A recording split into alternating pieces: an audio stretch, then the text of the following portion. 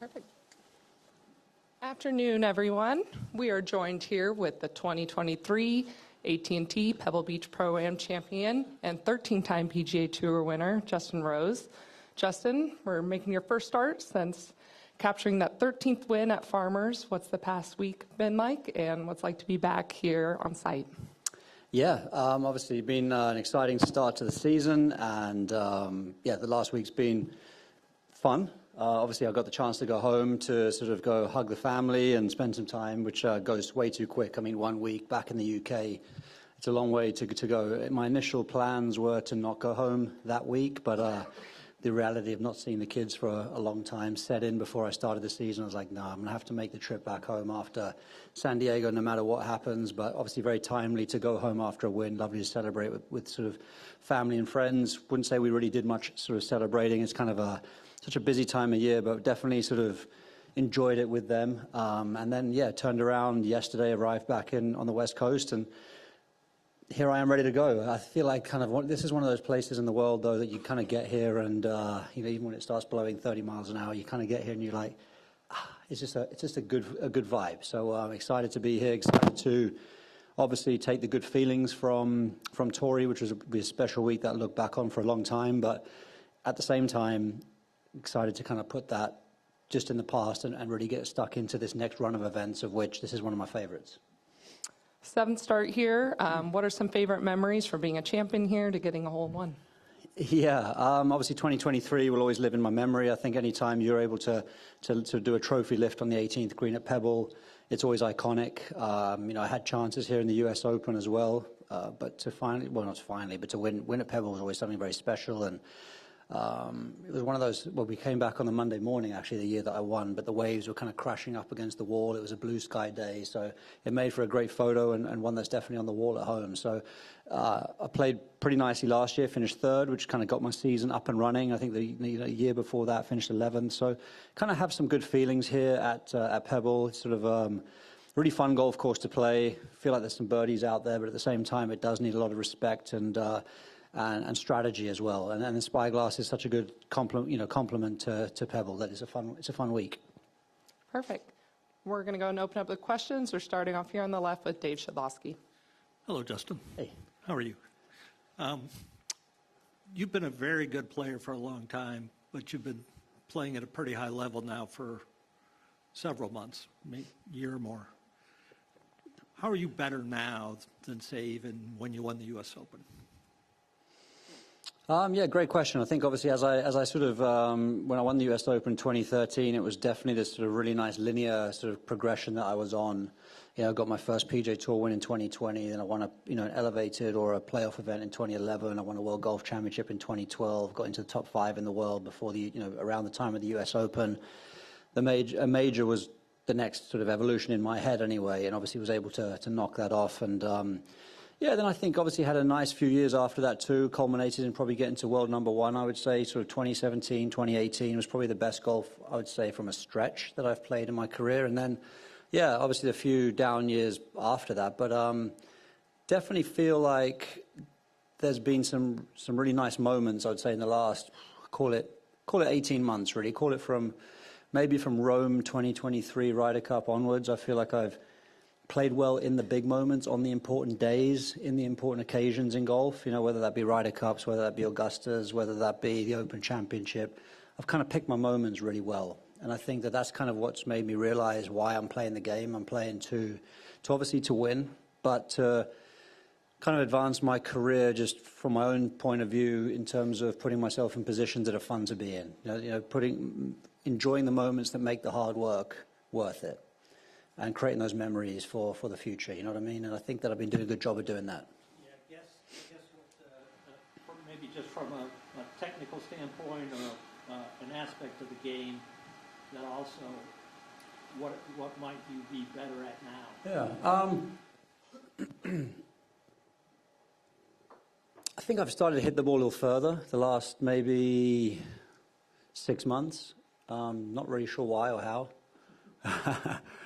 Maybe it's more of a technical thing, like a little shift in my grip, just slightly strengthened it. It was quite weird how the brain was like, then okay, got to move more positively through the ball from a rotational point of view. That seemed to make a difference. I think I managed my game really, really well, generally. I think there's still a lot of gaps, which I'm excited about. I think I can really get a lot better with my short game. I think my iron play can still be better. But the overall package is there. I feel like I'm just good in the big moments, really. I think that's the thing. I've been sort of maybe mentally better when it's counted more, which obviously that's what golf's all about, really. You've got to make the most of your big weeks. You've got to kind of, when you play well, you've got to finish off the deal. You've got to play well. You've got to kind of grab the points and the prizes when you're playing well. And I think that's what I've done a good job of, maybe better job in the last few months or 6 months or year and a half of doing that than maybe when my game's been creating multiple chances and I haven't kind of grasped them quite as well. So I don't know. I don't want to overanalyze it, to be honest with you. I just want to kind of keep pushing. I think that's the most important thing, is I'm keeping pushing. I think I can still be better. I'm not really looking at what's going well. I still look at what could be better. So I'm not very good at celebrating the good stuff. I'm more into why is that not as good as it should be? Yeah. We have in the very back, James. Justin, knowing what you know now about your career, I'm just curious, what your advice would be to yourself at the very beginning.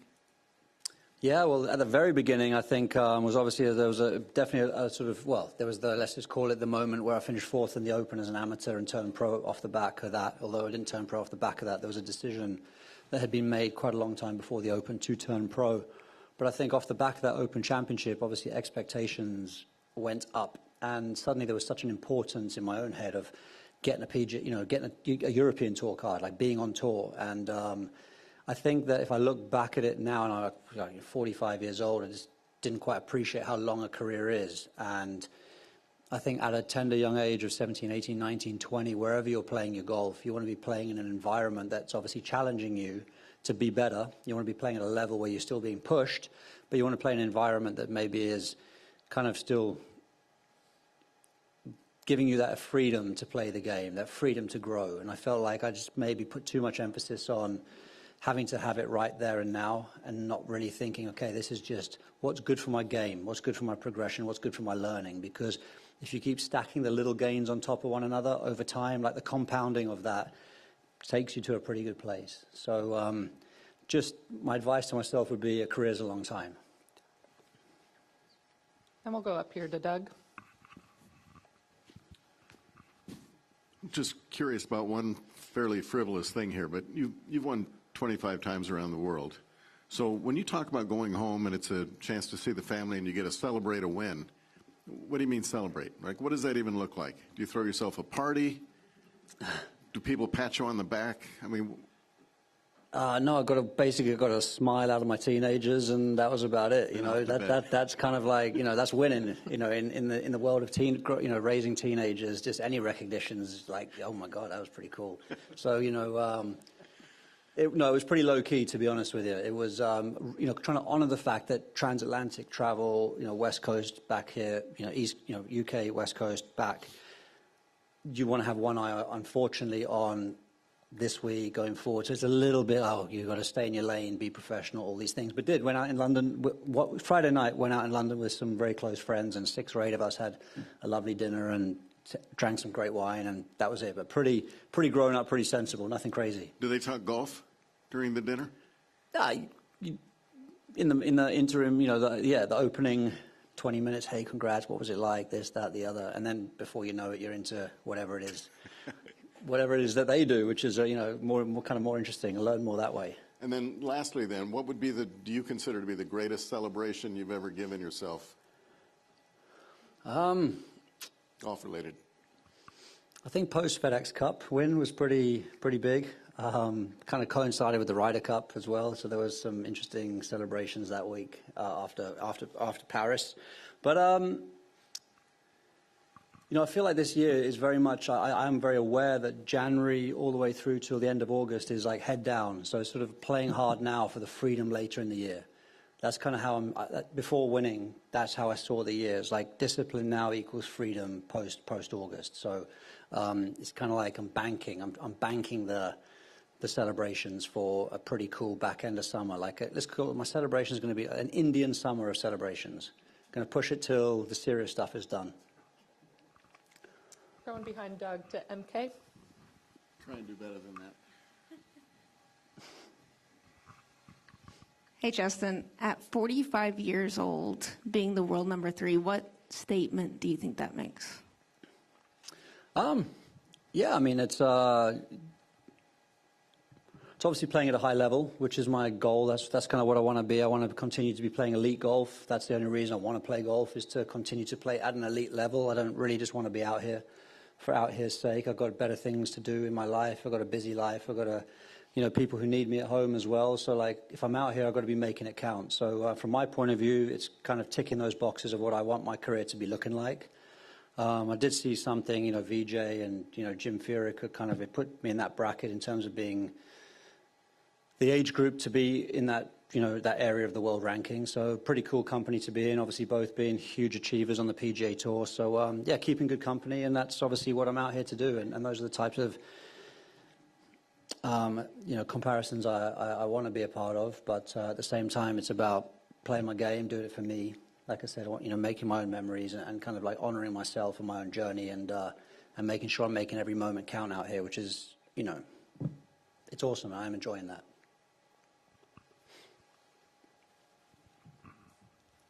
My time. Any others? We'll come up here, microphone in the front.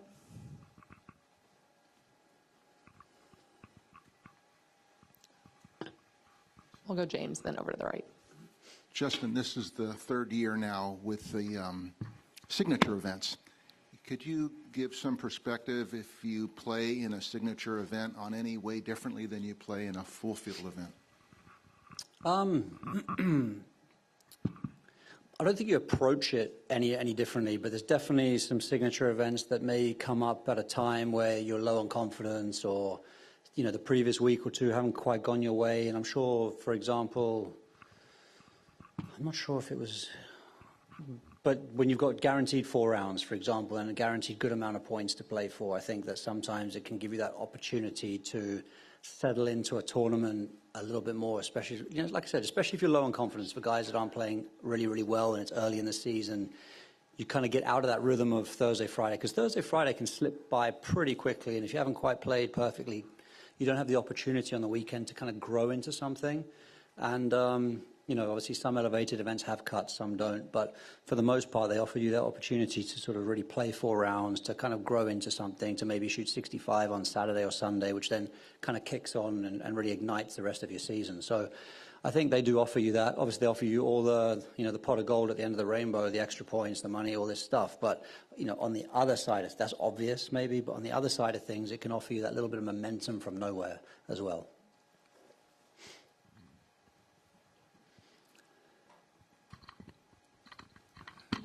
Coming here, weather will be a factor. How do you prepare for that? Yeah, I mean, today was such a curious day out there. It was actually a lovely morning, and you're sort of thinking to yourself, oh, they've got the weather forecast completely wrong. It was blue sky, it was calm, and then literally it was like a switch. Like 30-mile-an-hour winds, the ocean started looking angry, the clouds started rolling in, and it's going to be a pretty rough afternoon, I think. So, yeah, that's coastal golf. You see it in the Open Championship. The draw can be a huge factor, especially when you have those, the Open Championship, you have these long days with the 6 o'clock tee times, 4 o'clock tee times. These weather swings can be huge.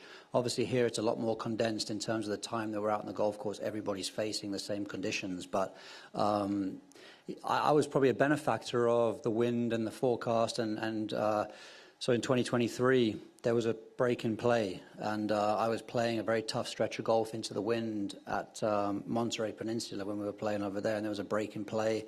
Got called off, came back the next day, the wind had shifted to downwind, and I finished maybe, I don't know what it was, 4 or 5 birdies in my last 8 or 9 holes. And suddenly that kind of kick-started gave me a great run into Sunday, and I won the tournament. So, yeah, the weather can play a huge factor, and I think it's a good part of Pebble Beach. I think if you were to play the perfect golf at Pebble, you'd like it to be 75 degrees, you'd like the course to be somewhat firm, and you'd like about a 12 to 15 mile an hour wind. Like for me, then you've got a great challenge on your hands, So if you get Pebble in soft conditions without much wind, it can be a little bit target golf, and the small greens don't play small, and, you can kind of end up the course can feel a little softer or easier than it should be for a major championship test. But as soon as you get those conditions just right, yeah, this course can play unbelievable. And then obviously if you got other end of the spectrum, I mean, it was so cool out there today, actually. I was walking with a wedge and putter, But Scotty Scheffler and Siwoo Kim were playing the last few holes together, and they were just messing about, having fun. They were hitting drivers into 17, kind of starting it left over the beach club, cutting it in. 18, kind of hitting the ball sideways, off a tee peg straight into the ocean and trying to get the ball to come back onto the fairway. So, yeah, you can, as long as you don't have a scorecard in your hand, these conditions can be really fun. But the minute you put a scorecard in your hand, it's amazing how the brain doesn't seem to enjoy it as much. Yeah. We'll go Doug and then over to You Adam. may have answered this, Justin. Did you just wedge and putter today? Yeah, I did, yeah. Okay. I feel like I was actually here on a boys' trip in November. So came and played the courses, played them in great conditions, refreshed the memory. I know these venues really, really well. So coming off the back of a lot of travel as well, just for me, walking around with a wedge and putter, refreshing my memory on the greens and breaks and pin placements, that's where I get the value. Not really playing, having to keep up pace with the field. If I want to spend 20 minutes on a particular green, I like to do that sometimes. Did you get out to 10? No, I kind of walked the first 5, went to the 8th green, and then went 14 and in. Okay. And then lastly, I love 10 though. I saw 10 when I was here in November. do they have the new? Yeah, they had it open. I thought it was a great redesign actually. Again, I played at the pace of I had to play with the pace of the field. Wasn't able to spend a lot of time on it, but for me, it sat perfectly in there, and it was a really nice looking redesign. Okay. And the other thing I wanted to ask you is just how you regard the first 3 months of the year. With everything kind of pointed to the first major at Augusta. How do you look at building a schedule? What are you trying to achieve? Yeah, so for me, it's the toughest time of year. It's the most time away from home. It's extended spells away from my family. It's difficult to communicate with the family with an 8-hour time change and all that type of stuff. So for me, it's a really is a tough schedule. You add in TGL, and there's some pretty tricky components to that. You then sort of throw in, I think, potentially some of the most difficult golf that we can play. Florida can play tough, a lot of thick rough, a lot of wind. There's a lot of challenge, I think, in the beginning part of the year. But it's also, I think, a really great stretch. I love the West Coast. It's beautiful, it's scenic. Some of my favorite places to travel in America are on the West Coast. So it's kind of a mix of being very difficult, but at the same time, the most enjoyable kind of spell of the year as well. So I think Augusta's not really on your mind until you kind of click into post-Players Championship, if I'm honest. You then look at how you're going to prepare into it. Through the events in Texas and then from that point of view. But, yeah, having played some golf under pressure, having been in contention, having been on some leaderboards, those are the types of things that you'd like to have under your belt heading into Augusta. These are going to be final few. We'll do Adam and then close off with Dave. Justin, following up on Doug, what was the purpose, reason that you were here to play number 10, play Pebble that day? Yeah, so basically just once a year I try to get away with some of my best friends, the guys I grew up playing golf with. There's about 12 of us that kind of get to maybe once a year carve out a week and just go hang out as buddies. And Pebble Beach is kind of a bit of a bucket list trip. So we were able to play Pebble, Spy, Cypress, and Monterey. So it was like, and we had blue sky days every day. It was just the most epic trip for the boys, all from the UK.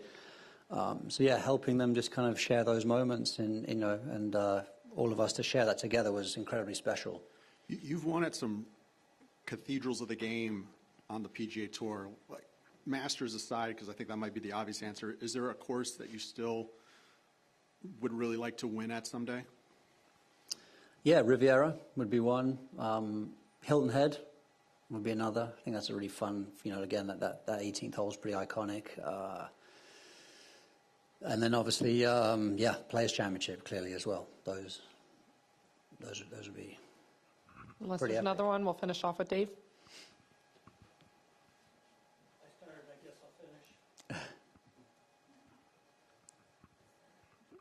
Thank you very much for the handoff. Doug alluded to it a little bit, and I was just curious about Augusta. Coming so close last year, I know you enjoyed seeing Rory win, even if it was a little bit, it was at your expense. But I guess my question is it in the back of your mind to build your game to that because you've been so close? Yeah, so to build my form and build my momentum and make sure I'm fit and ready and firing for sure. Absolutely, that's kind of what,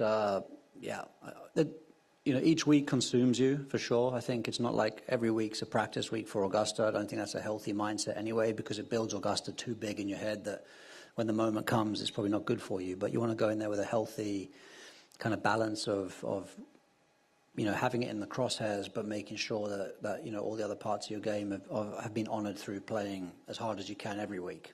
Those good habits, But yeah, I feel like it does offer me a huge opportunity. I love the golf course. I've got a great strategy. I think the way I'm driving the ball this year so far and the end of last year kind of gives me a little bit more opportunity there than it maybe has done in the past as well. I feel like I'll look to re-implement maybe the mini driver going into Augusta as well. I feel like I got caught in between driver and 3-wood quite a lot down the stretch on a few occasions. I feel like the mini driver could be a great opportunity to off the tee as well that week. So yeah, definitely thinking about a few things as it relates to Augusta. But at the end of the day, yeah, it's a week that you still got to stand up, execute, and play well. It doesn't matter how well you know a golf course. You just got to go be in a good frame of mind and execute on the week. Perfect. Justin, thank you for taking the time Thanks, to talk guys. with us. Yeah, thank you.